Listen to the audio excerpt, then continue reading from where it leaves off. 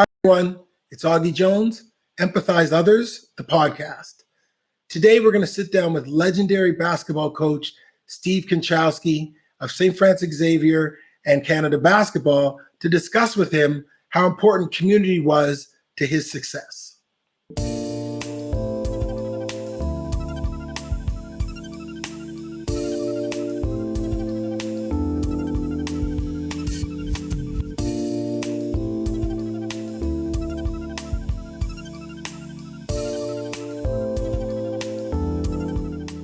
Welcome to Empathize Others, the podcast.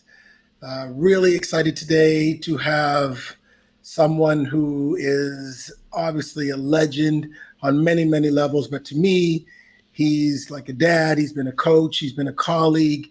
He's been a mentor. He's been someone that I can really rely on. And so I really want to welcome Coach Steve Konchalski to the podcast.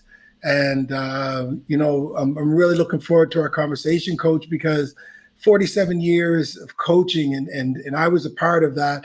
And we've been connected since 1986 when you recruited me to Antigonish. And so, welcome to the show. And I know you're in your office and it's starting to clean it out, but how you feeling now as you're making that transition?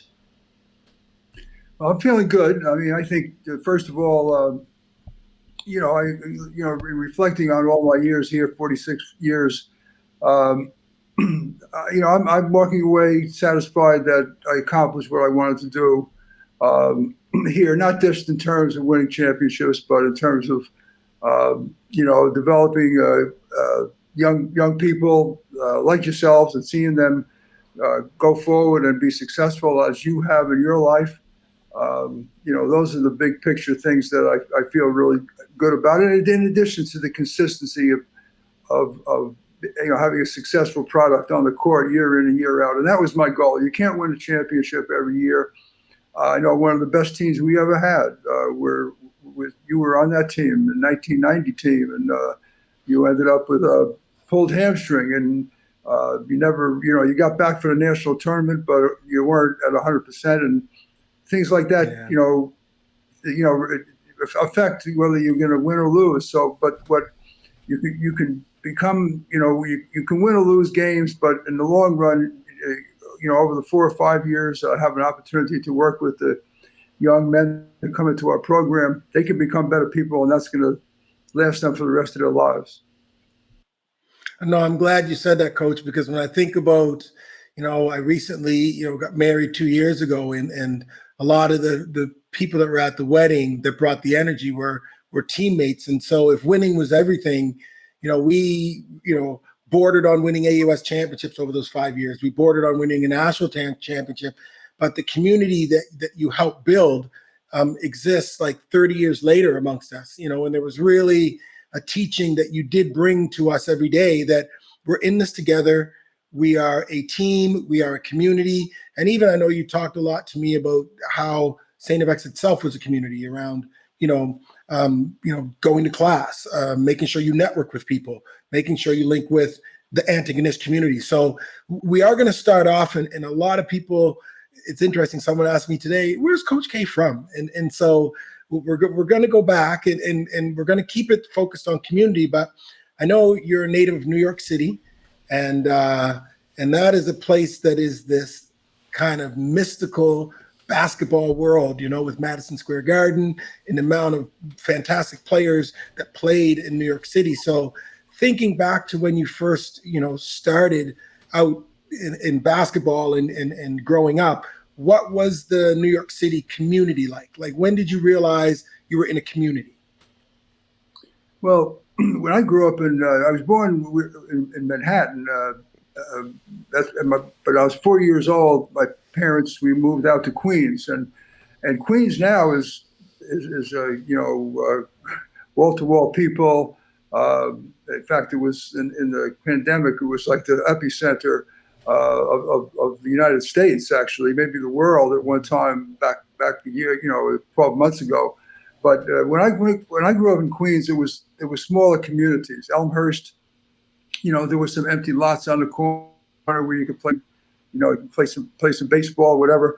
It wasn't as jam-packed as it is now. But so there was a certain community that I felt comfortable in Elmhurst in those days. I mean, we're talking about the late 1950s. But the larger community opened up to me when I went to Archbishop Malloy High School, and and I saw the world of basketball from different eyes, a different lens, I should say. When I came to Archbishop Malloy, they had previous year they had won the National Catholic High School Championship. They were on a 48-game winning streak, and I just fell in love with basketball. Like I just devoted myself to the game, and eventually, progressed to make one of those teams in high school, and obviously go on to play at Acadia, and that opened the door to coaching. But that in the big picture, but the big thing it did was open my eyes to a different world that went past my neighborhood in Queens. Watching basketball all over New York City, and it really changed my whole perspective of the world, and especially in terms of diversity. And of course, New York City would be as diverse as any city in the world. But the basketball world, especially, in those days, I mean, that wasn't that, far removed from Rosa Parks, refusing to give up her seat in 55 or so. And it was, but having said that, when basketball opened a different world for me, and a whole different community that, went past living in Queens, eventually, came to Canada, and eventually through the national team became part of, the worldwide community with opportunities I've had to represent, Canada around the world, the Olympic Games, and many other competitions. Yeah, that's a nice, really perfect kind of point to bring up around community, because sports did that for me as well. And my connection with you is sports related, but it went way beyond that. And so sports also, I had a guy that I played on the national team with, who I'm doing some work with Empathize others with next week. And we've known each other since 1989 on the national team. Like, that was what we did. So I really feel that. And so you did bring up your move to Canada, to Acadia University, to Wolfville, Nova Scotia. Talk about Wolfville, early days, maybe some culture shock of you coming from New York City to Wolfville, Nova Scotia, and then also the community that the legendary coach Stu Aberdeen had set up at Acadia. Well, yeah, that's really interesting, Augie, because when I came up, obviously I had to look at the map to see where Nova Scotia was, and I at one time told Coach Aberdeen, that I wasn't going to come to Acadia. It was too far, another country, that type of thing. And I think it speaks to the open-mindedness of my parents at the time, for coming from a very close-knit and actually Roman Catholic family. My education was all through the nuns, and had the Marist brothers in high school. And then for them to allow me at 17 years old go education and to a Baptist school, which from my perspective wasn't an issue, but my parents' perspective was, and they showed a lot of confidence in me making that jump. Acadia, welcomed me with open arms. There is a community there, and it was built around Stu Aberdeen and the success of our basketball program, where we won the league championship in all my 4 years, and went to the national tournament in all those 4 years, and lost in the final by 3 points my first year, and then eventually in my third year we won it. But talking about community, that really, really brought the Wolfville and the whole Annapolis Valley community together. Those teams did, and people still contact me today and talk about The excitement that we brought to these little high school gyms at the time. But Yeah. the broader sense, what Coach Aberdeen did was he established a community of coaches that, including myself, Ian McMillan, Brian Heaney, Richie Spears, Andy Kranick, who coached in all of us coached in university and stayed in Canada, even though we were, many of us were from the United States. And that community that he built, not just in the 4 years of, my basketball eligibility, that extended for a lifetime with myself and those other gentlemen that I just mentioned. And they extended the community to all of their players that they coached over many, many years. So, Coach Aberdeen, deserves a tremendous amount of plaudits for what he brought to Atlantic Canada and how the game grew in this area. Yes. And that does bring me to, the start of, your career at St. Francis Xavier. And I just thought about it, that you're at a Catholic school coming from New York City. Then, obviously you're open-minded enough for your parents and you went to Acadia, but then you were back in what we might say maybe even culturally a more comfortable spot in Antigonish. And so I know as you came to Antigonish, and I know many of the people that became your friends, one of my favorite people in the world is your wife, Charlene. And I know that you met Charlene as you came to Antigonish. So talk about that transition as a young coach coming to this town, having the responsibilities to build this basketball program in this small town that was similar to Wolfville, but obviously had some differences as well. So how was the community as you first came to Antigonish? Well, first of all, the most influential person in that whole transition was the athletic director, who, by the way, happened to be a priest, Father George Keogh, a Hall of Fame hockey coach, well respected across the country for his, roles as an administrator, with then that's called the CIAU. We talk about community because when he hired me, he not only hired me, married Charlene and I, baptized our children, but the conversations that I would have with him were not centered around X's and O's or necessarily winning or losing, although obviously, we're all striving to be the best we can be, whatever we take on. But we had so many conversations about it. He would say, Steve, this is a great opportunity for you to become part of this community, to settle down and make this a career. Now, I don't think anybody could have foreseen 46 years later that actually happening for that length of period of time. But at the same time, that's all about community. And he established those values with me, or I should say reinforced those values with me in terms of being part of a bigger picture than just being a basketball coach.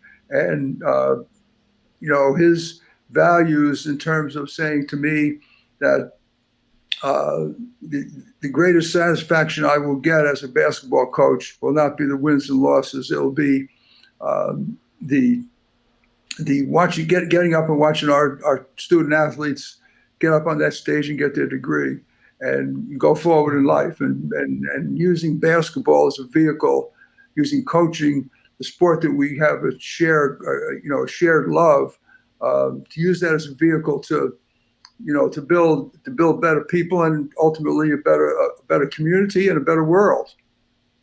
Yes. Yeah, no, and again, that affected me. And that's why I love having you on the podcast, because when you're saying these things, I really wanted other people to hear your perspective beyond you as a coach, because I knew there was a method to what you were doing in building something that made us feel a sense of community with each other. And I know that I live that. What comes to mind too, Coach, and is StFX itself now, and I have 3 degrees from StFX. I've taught there. I've had administrative jobs there. As you know, I was a women's basketball coach there, and I was a year assistant coach as well. I always felt that strong sense of community, like that X really does push forward. How did that help your building a program, the kind of alumni community, the X-Ring community, the homecoming community? How did that help you to build 46 years at StFX? Well, I think the fact it was, StFX is such a small university, and actually the statistics say that we have the highest percentage of students living on campus of any university in the country. So that community in itself, isolated on StFX campus, lends itself toward bringing people together. And then the closer knit they become over their 4 years or 5 years at university, they go back out to, back to Toronto, or maybe to Sydney, or Halifax, or Vancouver. And that community has been built. And I think the X network over the world is regarded as one of the top, certainly in Canada, as one of the strongest alumni associations. The alumni tend to follow the athletic teams, and I think that's one of the things that, because of that built-in, uniqueness that we have of community, building community on campus, the biggest connector that there is after a student walks off that stage and goes out into the real world, wherever they go, is sports, because that's something they can, they're not taking the classroom to Vancouver or to Calgary or to Toronto, but the athletic teams are, in our basketball team, as you know, we travel to the States, we travel to Toronto, we travel out west, and that helps connect the general StFX community, not just from a sports perspective, but and creates pride in the university. I know when we won our first national championship in 1993, and I know you argue you weren't on that part of that team, but you were in a lot of ways, because you were, at the heart and soul of the team, a couple of years before, that I referred to, that was one of the best teams we ever had. And you helped build that whole, team into the championship mindset. StFX had been going through a tough time. We lost Father Keogh, who I referred to, died in a car accident, and in December of 1991, and the then president at the time, dropped the football program, which caused a lot of issues across, reverberated across all the StFX alumni community around the world, because football had been the biggest sport, on campus. And again, it was a connector for all the alumni. So when we won in 1993, and TSN interviewed me after the game and talking about what this meant, and I brought up Father Keogh's name, and I just said I was very happy to be able to do something positive for the StFX community. And I think the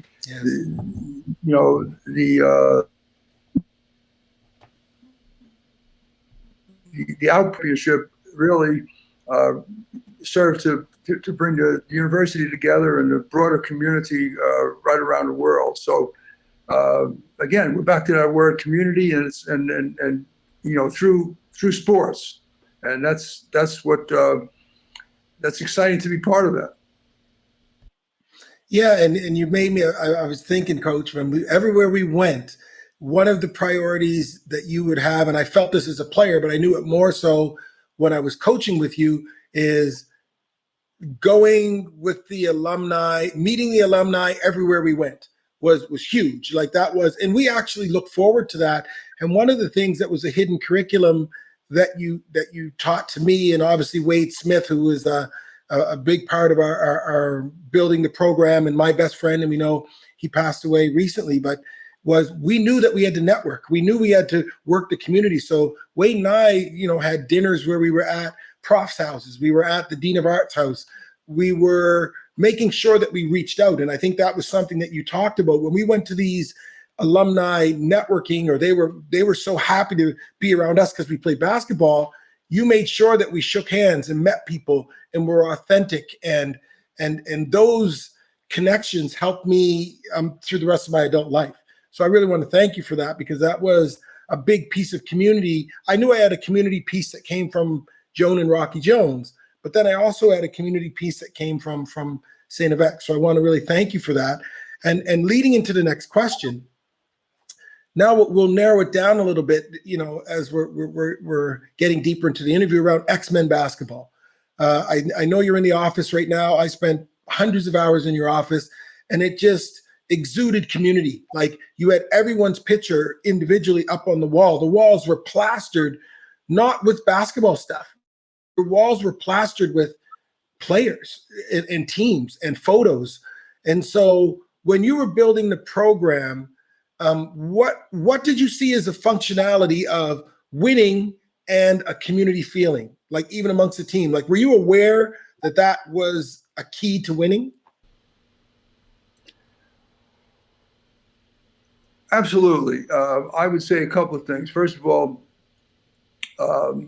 one of the key components to our whole success of our basketball program was my very first recruit, Gil Green. And Gil Green was a young man from New York City. I recruited him right at the end of the summer of 1975. When I just got the job, I went straight back to my New York community to start the program in Antigonish. And through my brother, who recently passed away, who's one of the renowned basketball scouts in the United States history, probably.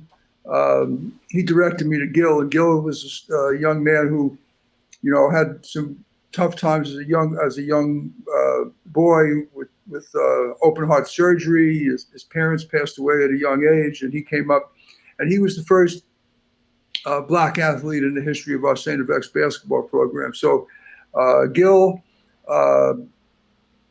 really, we call him the godfather of the program, because he not only was a great basketball player, he was a great person. And he set the tempo of what the StFX basketball program was going to be about. It was going to be about diversity. It was going to be about talent. It was going to be about giving people a chance that maybe didn't get a chance some other way. And that carried on right through. When you were part of the experience when we brought Rashard Bella and Guy Mabongo and Aristide from the Central African Republic, and had a chance to not just win basketball games, although we won a lot of those, but we changed lives. And I think that whole community, and it's interesting. Gil Green was I'm still in touch with him almost every day, recently especially. And he when he came to StFX, he chose number 42 as a uniform number, and that was because that was Jackie Robinson's number. And the only picture of all the 250 or so pictures I had previously in my office, the only non-basketball picture was a picture of Jackie Robinson, because of what he did to change the whole world of sports and in a lot of ways society, and particularly in North America.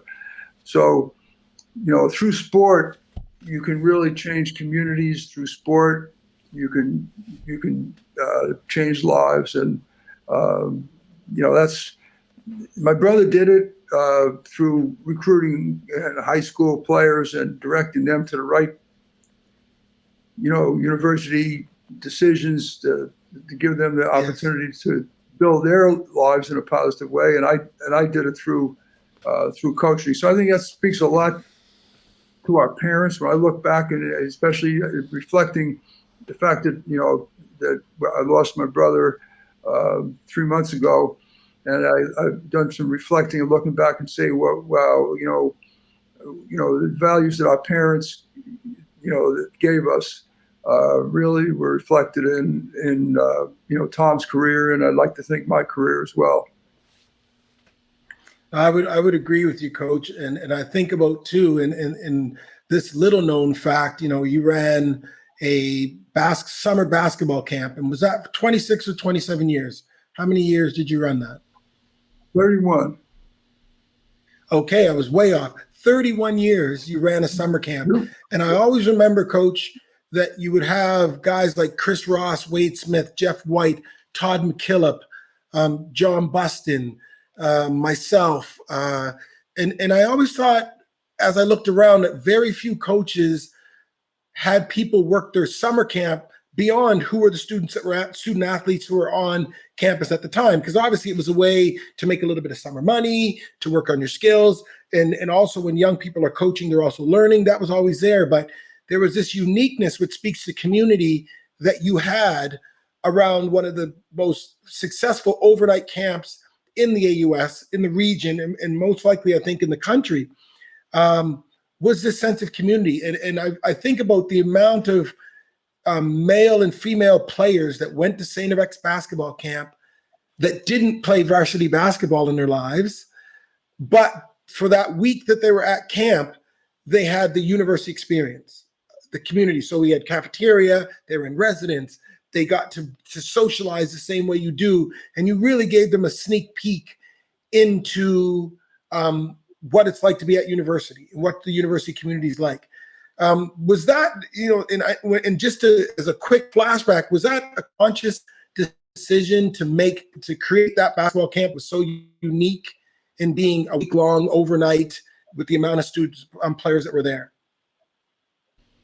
Well, I'd like to think it was, but at the same time, I think it evolved, and it evolved because of people like yourself, because of Wade, people like Wade Smith, Chris Ross, as you mentioned, and the many others that have continually coming back, working, StFX graduates, male and female, who come back and work at the camp. And that's one of the things I'm going to miss the most of, my retirement from StFX, because we put 9,000, that's an approximate number, but at least 9,000 campers through that camp, and we brought them onto the college campus probably for the first time, exposed them to, what it's like to be in a college campus, and hopefully open their horizons to want to eventually, whether it's come to StFX or another university. And as you know, Augie, we were 100% basketball. We didn't have too many dead periods during the day. We said, you're going to come here, and if you love the game, you're going to be on the court from 9 o'clock in the morning to 9 o'clock at night, and or to 8 o'clock at night or whatever. So many people, I meet people in all different walks of life that come up to me and say, I was at your basketball camp in such and such a year, and they planned their whole summer around that camp. And I'd say this: first of all, the advantage of bringing you back and Wade and the others every summer. But first of all, I'd have some quality basketball people to run the camp. And then also I'd have my good friends around me, and I give us a chance to catch up and spend time together.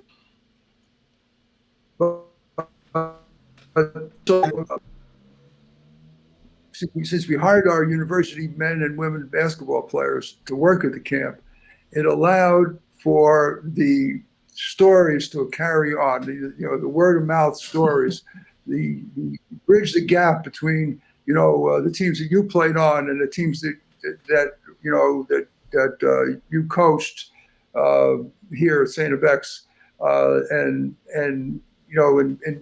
I think that's one of the ways you can build tradition, is to have that connection between the past and the present, especially carry on and have that tradition. And that's why I started collecting these pictures in my office. Was I want somebody to walk into the office and say, wow, this tradition here, this people here has been, so many Olympians, so many all Canadians, so many guys went on to play pro, so many, and see the tradition. And I think what that served for me, and I think you were the one that brought this up in a previous interview, and I started thinking about it and realizing how true it was. Those pictures served that purpose, but it also served the purpose of giving me energy. And looking at those pictures, and it reminds me every time I looked at them, I look over my shoulder the last couple of days, and there's an empty wall. And I said,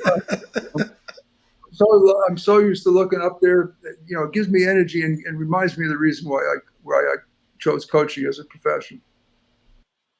Well, you hit on something that is so key, and I'm glad that you brought it up and we linked it, which is relationships. I think that community is it's relational. It's getting together and making people meet each other. And so the basketball camp allowed generations of players, non-players, future players to meet during that week. And I always thought that basketball camp, which usually happened, first 2 weeks in August, really was the trajectory for your teams. So it got them energized by having some of the older players around and stories and laughs and hard work, because the camps were hard work, but it just really gave energy and trajectory to start the season off. So I thought that was fantastic. And I do want to end with some questions around Basketball Canada. And when I'm watching, and I'm often have my son sitting around, or I'm watching the Raptors with my wife, when we think about Jay Triano and Leo Routens and Steve Nash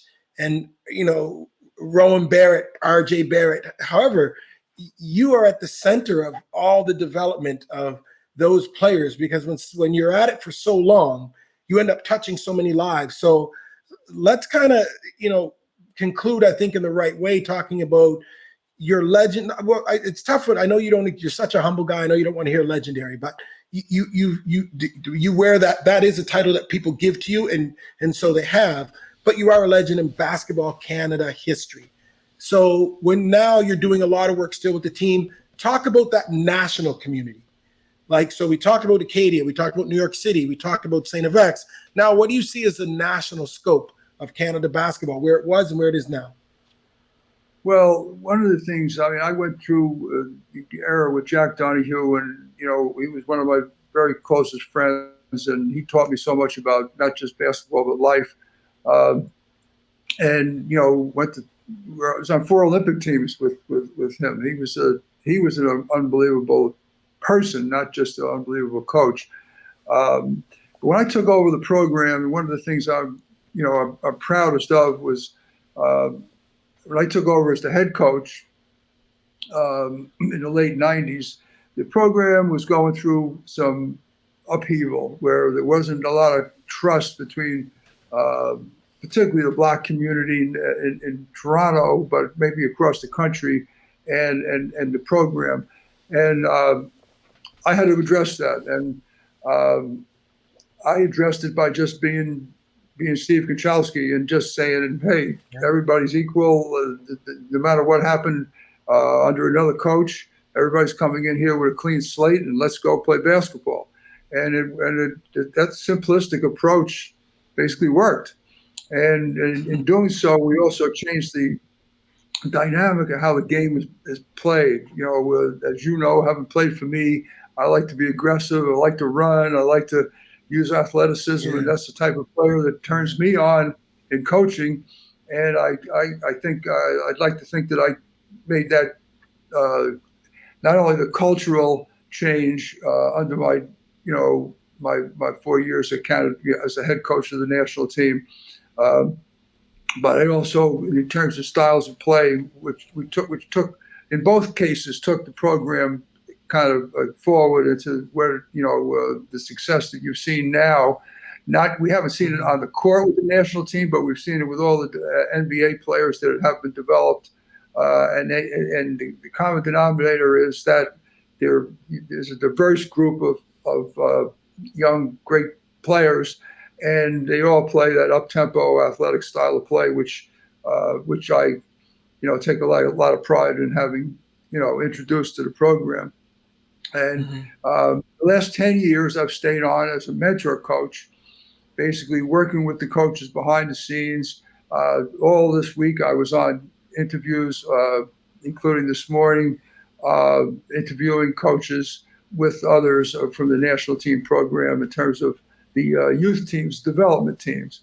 And I got a chance to work with all the great players, R.J. Barrett, Andrew Wiggins, and Corey Joseph, Kelly Olynyk, Tristan Thompson. I had a chance to work with Nate Darling. Nate Darling too. Nate Darling and Lindell Wigington. Lindell's going to get to the league one of these days as well. So, a couple of Nova Scotians and Will Njoku back in the day.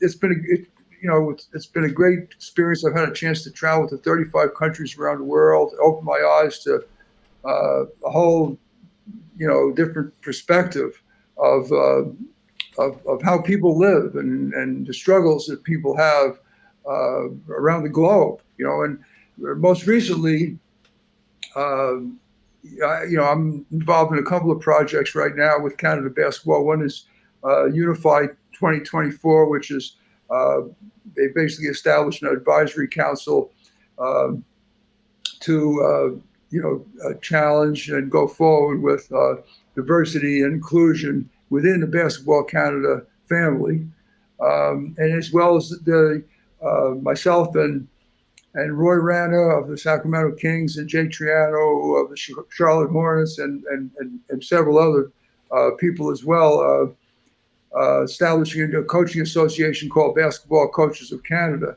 where we want to really unite the basketball community across the country.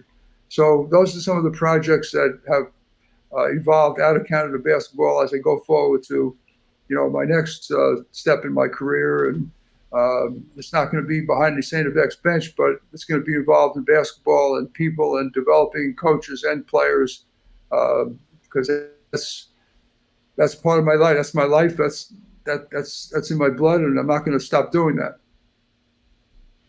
No, well, listen, you do it well, and you're really an example for me. I recently was on a executive leadership course, and they said, who are the people that you go to for certain qualities? And I said poise, I said Rocky Jones. And then when it said experience, I said Coach Steve Konchalski. And that's what you remind me of. It's commitment, long-term commitment. It is that if you love something, why would you stop doing it? And so I really want to thank you, Coach, on so many levels. Not only obviously for the time that you spent with me now with the podcast, but you really were an influence on my life in many, many ways. And so I just feel so happy to be able to kind of circle back and have this packaged on a podcast, because what I appreciated about our conversation was I asked you some of the questions and we got into conversations that people don't know about Steve Konchalski. And I think they're the beautiful sides of you too, like the undersides, not the coaching sides and how people see you publicly, but what were some of the processes and thinking that you had in building the program, in being a part of the Antigonish community and the Canadian basketball community. So I really want to thank you from the bottom of my heart for all you've done. We're always going to stay connected, and thank you so much for coming onto the podcast. Well, thank you, Augie. As you know, I'm proud of you and I love you, and we'll be friends for life. Thank you so much, Coach. Thanks for watching this episode of Empathize Others, the podcast. We hope that you really enjoyed the show. If you're enjoying the podcast series overall, as much as we enjoy making it, make sure that you like, comment, and subscribe. It really helps our channel grow, and when you subscribe, you'll know right away when our new episodes are released. Did you know you can also listen to Empathize Others, the podcast, on audio platforms? You can find us on Apple Podcasts, Spotify, Amazon Music, Stitcher, and almost anywhere quality podcasts are found. We hope to see you there too. And if you'd like to learn more about Empathize Others overall, please visit our website at www.empathizeothers.com, follow us on Twitter @EmpathizeOthers, or catch us on Instagram at empathize_others. Thanks again for listening to this episode. I'm Augy Jones.